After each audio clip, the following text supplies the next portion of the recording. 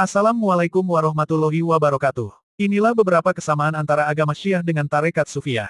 Siapapun yang mengetahui hakikat tasawuf, sufi, dan tasyayu, Syiah ia akan mendapatkan keduanya seperti pinang dibelah dua. Keduanya berasal dari sumber yang sama, dan memiliki tujuan yang sama. Oleh karena itu, kedua firqah ini memiliki kesamaan dalam pemikiran dan akidah. Di antara persamaan dua golongan tersebut, ialah: pertama, kaum Syiah mengaku memiliki ilmu khusus yang tidak dipunyai kaum muslimin selain mereka. Mereka menisbatkan kedustaan ini kepada Ahlul Bait dengan seenak perutnya. Mereka juga mengklaim memiliki mushaf Al-Quran tersendiri, yang mereka sebut mushaf Fatimah. Menurut keyakinan mereka, mushaf ini memiliki kelebihan 3 kali lipat lebih besar dibandingkan dengan Al-Quran yang ada di tangan kaum muslimin. Mereka menganggap Muhammad diutus dengan tanzil, sedangkan Ali diutus dengan ta'wil. Demikian pula orang-orang sufi, mereka menganggap memiliki ilmu hakikat. Sedangkan orang dari luar kalangan mereka, hanya baru sampai pada tingkat ilmu syariat. Mereka beranggapan, bahwasanya Allah Subhanahu wa Ta'ala menganugerahkan ilmu laduni kepada mereka, saat orang-orang selain mereka mesti menimba ilmu dengan susah payah dari para ulama. Bahkan salah seorang tokoh sufi, yaitu Al-Bustami sampai berkoar, kami telah menyelam di dalam lautan ilmu, sementara para nabi hanya berdiri di tepinya. Demikian, persamaan antara sufi dan Syiah dalam masalah ilmu kebatinan.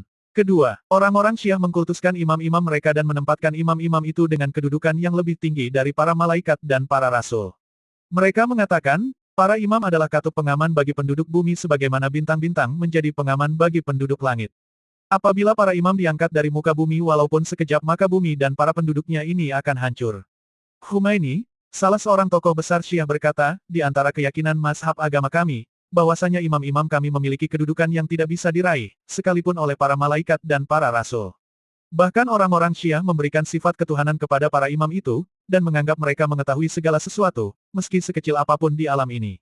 Sifat seperti ini pula yang disematkan orang-orang sufi kepada orang-orang yang mereka anggap sebagai wali. Katanya, para wali itu ikut berperan dalam pengaturan alam semesta ini, dan mengetahui ilmu gaib. Oleh karenanya, orang-orang sufi membentuk suatu badan khusus yang terdiri dari para wali mereka.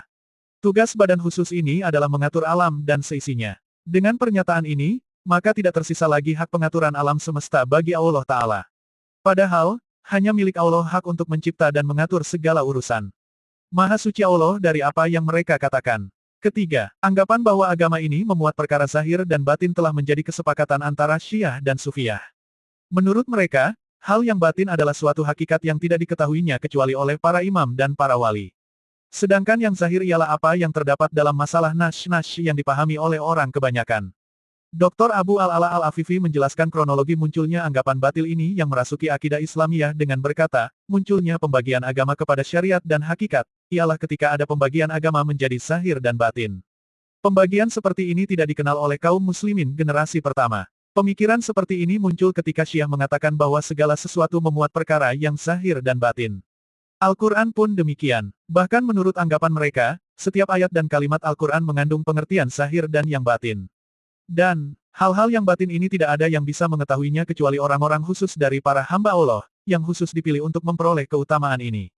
Semua rahasia Al-Quran akan terbuka untuk mereka. Oleh karena itu, mereka memiliki metode khusus dalam menafsirkan Al-Quran yang akhirnya melahirkan kumpulan-kumpulan tawil kebatinan terhadap nash-nash Al-Quran dan bisikan-bisikan khayalan mereka yang dikenal dengan istilah ilmu batin. Menurut mereka, hasil penafsiran diwariskan oleh Rasulullah Shallallahu Alaihi Wasallam kepada Ali bin Abi Thalib. Lantas diwariskan dari beliau kepada orang-orang yang memiliki ilmu batin yang menamakan diri mereka dengan sebutan Al-Waratsah atau para ahli waris.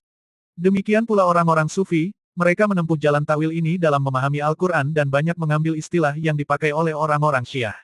Dengan demikian, kita mengetahui hubungan yang begitu erat antara orang Syiah dan orang Sufiyah.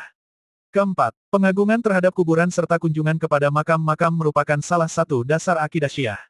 Mereka itulah golongan pertama yang membangun kuburan dan menjadikannya sebagai syiar mereka. Kemudian muncul orang-orang sufi yang syiar terbesarnya adalah pengagungan terhadap kuburan, membangun dan menghiasinya, melakukan tawaf mengelilinginya meminta berkah dan meminta pertolongan kepada penghuninya.